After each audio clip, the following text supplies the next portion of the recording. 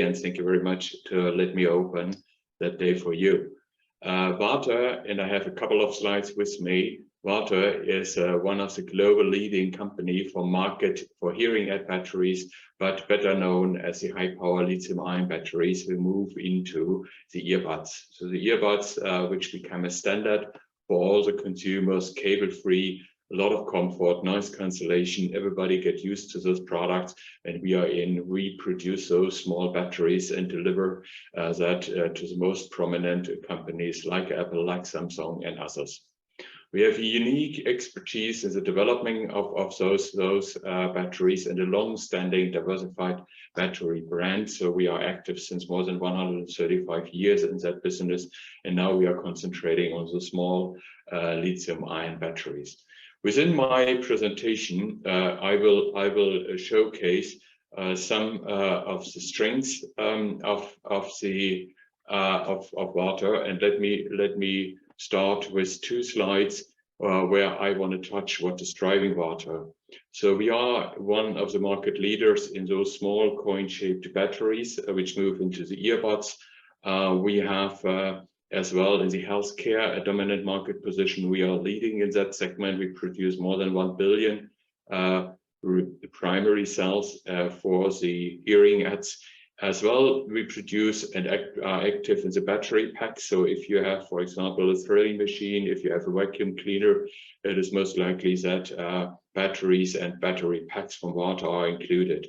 And of course, we are active in the energy storage business. Energy storage, if you have a PV system on the roof of your house, of your home, then you want to charge and store the energy for use cases during the night, and storage system will help you on that. What is the future for the company?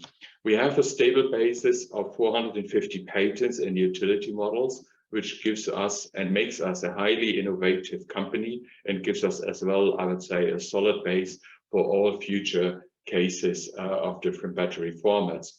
For drive, I would say this is the focus on the company. That is our cell for e-mobility, and the same cell, slightly different from the technology called round power, is our round cell for all the other applications. Currently, we produce around 10,000 V4 drive cells, so for the e-mobility a week. They are tested in cars under, I would say, low temperature, high temperature, on, I would say, day-to-day use cases of those cars, and we expect first revenues in 2024. Plant structure follows a modular system. We will start with 1 to 2 gigawatt factories, 1 gigawatt factory that will become the standard, and then we will duplicate that and make it larger and put that, I would say, factory by factory, side by side. Production is highly flexible, and this makes the battery attractive for many applications in the auto as well in all the other applications. If we look into the structure of Varta, then you see two segments on the left-hand side, the lithium-ion solutions with micro battery segment, around accounting for 50%, and as well household batteries accounting for 50%. If you read that from left to right, micro batteries, it's a primary cell for hearing aids. We produce 1 billion cells. Lithium-ion coin power, that is a small battery format for TWS applications. Lithium-ion round power, we call that cell 21700 or booster cell. That is the first cell format that moves into the e-mobility, as well as the lithium-ion V4 drive and round power. They cover currently the same format. So two different applications, same cell format behind a different structure inside. Lithium-ion solutions, that is the power packs. If you have a vacuum cleaner, for example, which is cable-free, you need a solution, a power pack. On the right-hand side, consumer batteries, I think that is something where you're very familiar, because it is a custom face. This is our face to the customers directly. It is a AA, AAA battery format, which is used as a standard battery day-to-day in your remote control and other applications. And on the very right-hand side, you see the energy storage system, which gives you flexibility in using your photovoltaic energy. With this, it brings us into a prominent position globally in hearing aids and TWS and in consumer batteries. We are clearly #1 globally. We are in the top 10 for power pack solutions and as well for energy storage.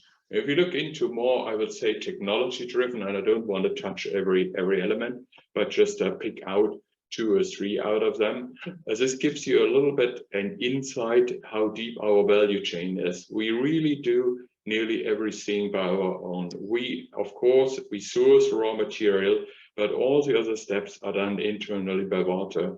So when you look at, for example, this element over here is a process development, the winding machines. That is the key, I would say, production process for the TWS batteries. We started with those machines by our own. As we needed more, then we outsourced that, and now we do the modification of the machine, so nobody else has, I would say, the same technology under one roof. We do as well the stamping of the bodies of the cell. We do, I would say, the closing. We do everything besides the chemistry, which we source from third parties. And with this, let me move into the first segment, coin power, as an ongoing success story. Those are the earbuds where we are in. Those are the healthcare devices, the hearing aids where we're in as well. Our products help our clients to make, I would say, the product smaller and more powerful. So the height of the batteries declined significantly. The talk time increased, so that gave our clients, I would say, a lot of flexibility to position their prime products into the market and have, I would say, good market success. How about the future? And now it becomes a little bit more technology. I don't want to get stuck in that chart, but I want to give you a little bit the roadmap. The A version or the A series, that is the most standard battery type within our portfolio. It has the highest volume, and you see where we start and where we want to end. And we started with the A4 version in 2021. And you see the energy density. So we move at around 65 milliampere hours, and we will end foreseeable future in 2026 with the A7 coming close to 100 milliampere hours. And this is done with no bigger cells. So I would say the outside of the cells stays and remains at the same level. There's no change on that. So it is highly sophisticating for us as a battery manufacturer to make, I would say, the battery more powerful. You can do that on the chemistry. That is continuously what we do, and again, you can optimize the inside structure, and that is as well a path which we follow. If we further look down, and now it becomes a little bit more visible for our plant. You see over here 3 buildings. Let me start with this as the first one. This is the current construction plant, or the plant where we produce TWS batteries. It's only for TWS batteries. Then we started to build a new plant, which is a double floor production plant with a technical floor in between. This is now ready and will be equipped with new production facilities. This is where we construct a power plant to, I would say, to get more independent from energy sourcing. Touching the next area, which is ground power, with the V4 drive and ground power. That is one use case is for the cars, e-mobility cars, and the second one are numerous cases which moves into the power packs or into the storage, and as well in other applications. So let me give some lights on that business. First, we see the market for lithium-ion cells. The biggest demand is coming from the e-mobility. That is why we are active, and we are just getting started in that business. You see that it has a relatively small proportion and total volume in 2020, but the forecast for 2030 is just huge. So it is by far the lithium-ion market for cells will be dominated by the e-mobility, and that is why we are in. We developed a cell which has very interesting elements and technical features. If you look on the left-hand side, that is our cell, and you see it's a little bit a heat map. So you see that the heat is, I would say, nicely spread over the cell in total, and whereas the competitor's cell, it is very much more concentrated. So the technique behind is that our cell has a low inner resistance. Therefore, it can, I would say, charge and discharge rapidly within 6 minutes up to 100%. And by doing so, it only gets hand warm. So the temperature goes up to 35 degrees, which is a huge advantage for all the car makers, because if you place thousands of them, I would say battery by battery, and very close to each other, they heat up each other, and you need a sophisticated cooling system not to overheat the battery. Overheating the battery is not good. That will destroy or at least harm the battery. So therefore, you must care about the battery and the surrounding of the battery. So it's a big advantage if it does not heat up very much. It works as well pretty good under very low temperatures. You know, if you drive an e-car, then you know if it's going below the freezing point, it gets somewhat lazy, the battery, typically for all the batteries, because batteries have a chemistry inside, and the chemistry reacts on different temperature. By having said that, we start with a battery format, which is a power cell. A power cell means that this cell is designed to work with a traditional combustion engine in parallel. So the combustion engine, the traditional engine, takes still, I would say, the majority of the work to speed up the car. And our cell is CO2 neutral and helps, I would say, to give an extra acceleration and an extra boost for top speed. We have, of course, a roadmap, because we will start on the left-hand side with the format 21700.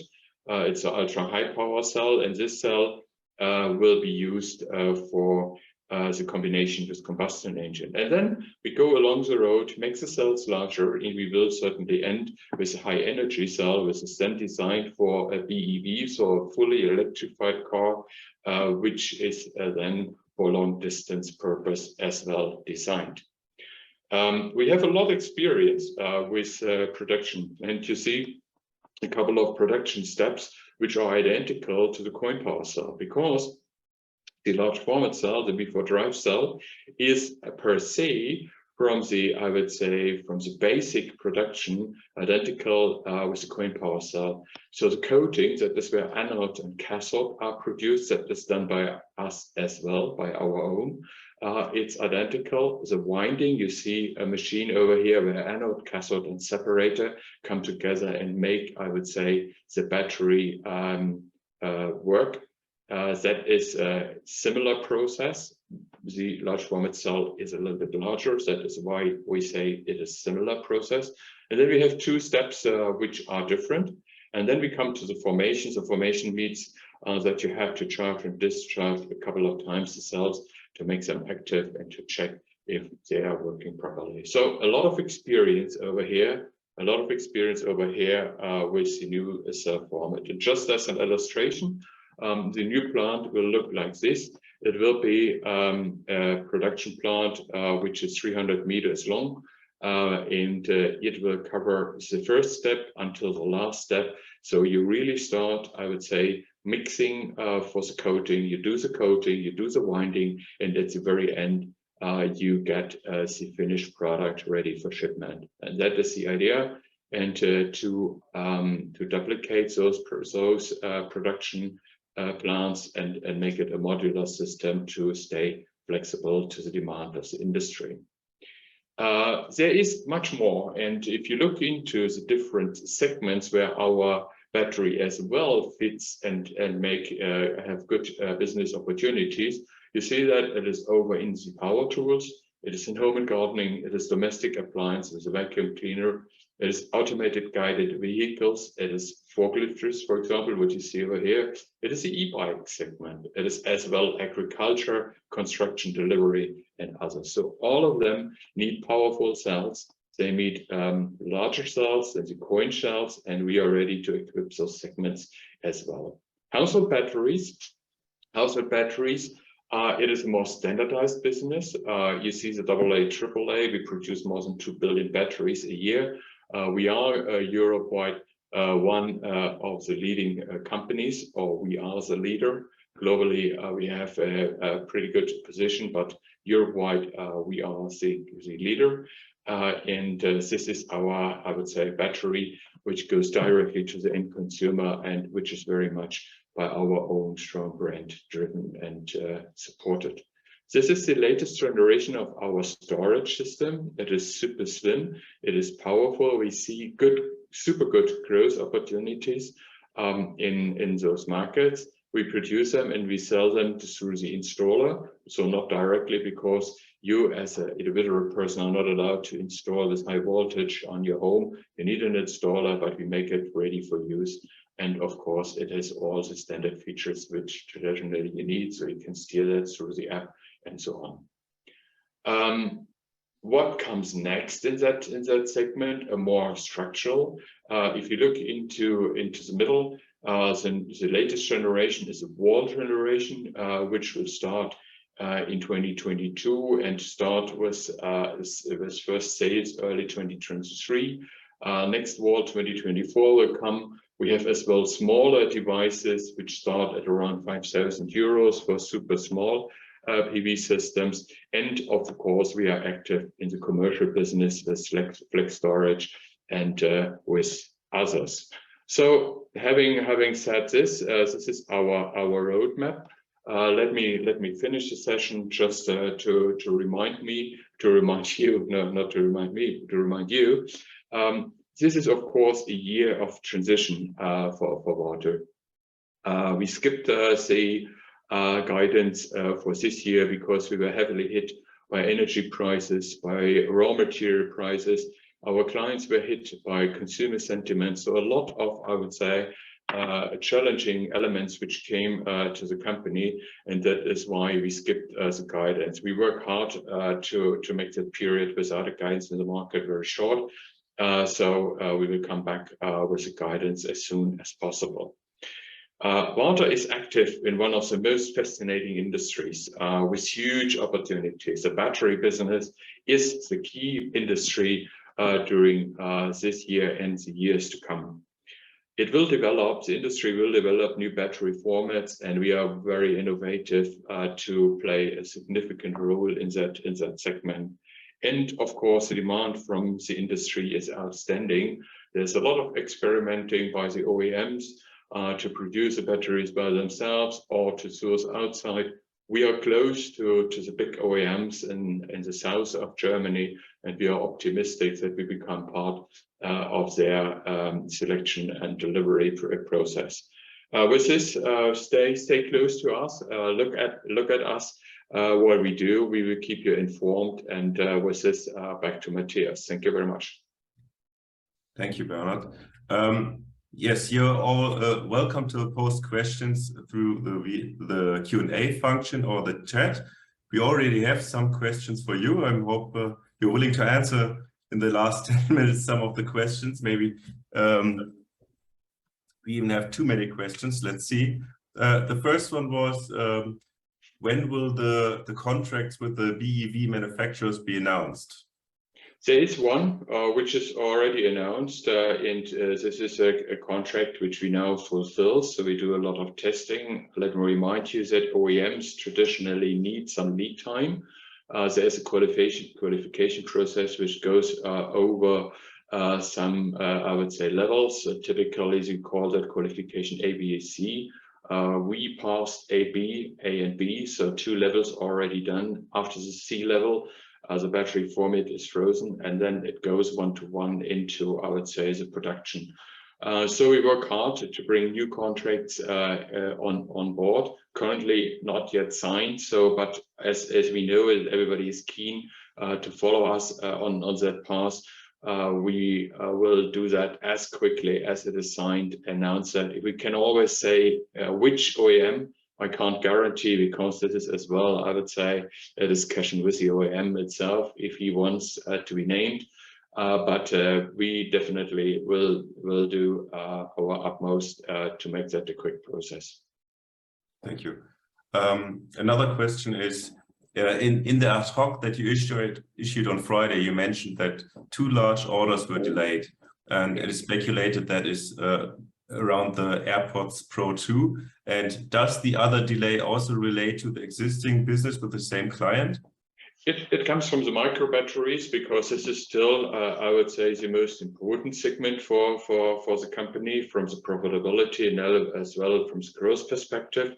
Delayed means that they started slow, but I can as well say that we are in the largest 2 manufacturers that we equip them with our batteries. Yes, they were late, or the qualification process or the approval was somehow delayed. That is what I can say. Okay. And what is the impact of the sharp rise of the energy prices in the current years? What do you expect? What kind of impact do you expect in the coming years, and by what factor? Hard to predict. I can give you, I would say, some more concrete answer for this year.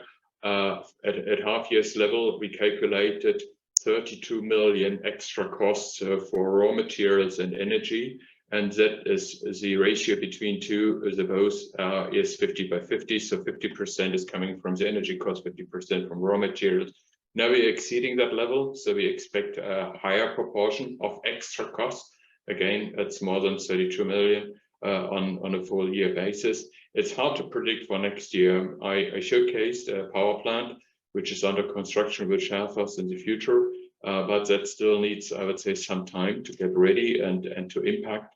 And it's hard to predict. I think winter will be for all of us a tough time, and next year I would say I'm slightly more optimistic that it get a more normalized, I would say, pricing season, but that is all speculation. I would say nobody can predict what will happen in the future on that area. And do you have some of the energy costs hedged? Yeah, that's a good question. Typically, we do that. But you know, for example, for the TWS, stainless steel has the highest proportion of production costs, and we are not, as I would say, energy rich and raw material rich, that we have huge volumes which we can, I would say, secure. So for certain elements we do, for others we just don't have, I would say, the volumes behind. Okay. And currently the last question regarding the energy, can you say from which sources do you get it? Is it from gas, or is it just general energy? No, gas plays a role. Gas plays a role, and we already I would say did some stress tests on our production plants. And the good message is that we are relatively robust, so we can still produce if the gas is cut by 50%, which is really a good news. If it goes beyond, it gets complex. But we need as well gas. We need electricity. That is from the energy side, I would say, the two strong elements. Then there were a couple of questions about the V4 drive. Where will it be produced, and can you talk a bit more about the specifications about the V4 drive? Yeah, so we have numerous options. It all comes, I would say, the size of the contracts in the future. Typically, OEMs contract for a couple of years, up to 7 years. If you get huge volumes, we have to, I would say, to look where to produce. Currently, I would say Varta is known as to keep, I would say, all the production plants close to each other. We have 3 production plants in the south of Germany, in Baden-Württemberg, and then in Bavaria. And those plants are typically, they are 30 kilometers each away from each other. This gives us a lot of flexibility. This gives us from the production as well from the R&D and so on. So we will try to keep it this way. If it gets larger, we can as well look outside of Germany. Okay. And Yeah, there's the concrete question. Will it be produced in Romania, or is that an option for you? Romania is an option. We are already there in Batam. So from that, it is an option. But the key question is how much volume is needed and how much volume is contracted. But I would not exclude. Currently, it's not our main focus, but I would not exclude. Okay. And in the current market environment, do you expect more consolidation, or is there space for inorganic growth from your side? Varta is not known as an aggressive M&A partner in the market. We did one acquisition that was Varta Consumer, but that was, I would say, more to bring a company which was in former times part of Varta back into this group. So from that, I think we have what we need. We did develop a lot of things by our own, and we cooperate on R&D, for example, with a couple of prominent partners. We as well cooperate with industry. So I would say we follow the following way. We do things by our own. We have a super deep value chain, and we are open for all, I would say, cooperation on technology. Mm-hmm. And there's the same question in reverse. Maybe can you talk about the current shareholder structure, and could Varta be a target itself? Yeah, currently I don't see that. 54% is sold by the Montana Group with Dr. Theuner behind. He, as an entrepreneur, is as well a head of a supervisory board. So currently with 54%, what I take out of conversations with him, he's currently not willing to reduce below 50. Until he stays on that level, I would say this question is not really a one which is, I would say, on our table.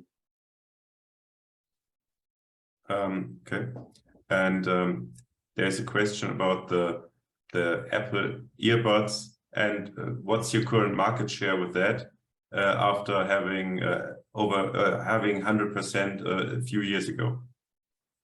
Yeah, that's right. Both is right. We were the entrepreneur. We were the first mover into the market. So that is why we came with a super strong market share. Let me remind you, if you have 100% of 50 million shares, 50 million battery cells, that is, I would say, excellent. But if you have 50% on the 200 million or 400 million market, it's even better. So the market developed rapidly, and we always target a market share of 50%, 50% of the premium TWS earbuds. So we are not in the lower end of the market active, where the devices are sold at 50 euros or 60 euros or something like that. That is not an area where our battery really can play and can bring an advantage for the manufacturers. But for the premium products, you mentioned the Pros, the Pro 2, the Samsung products, typically high-end products, our target is 50%, and we currently see that we are in the range of that 50%. Excellent. So we have 40 seconds left, so I don't think that we have time for another question. Thank you very much for this great presentation and all the questions that you have answered. So I hope you can meet again at the next IIF. Thank you again. Will do, Matthias. Thank you very much. Thank you very much for the interest and the question, and good luck for the conference. Thank you. Bye-bye.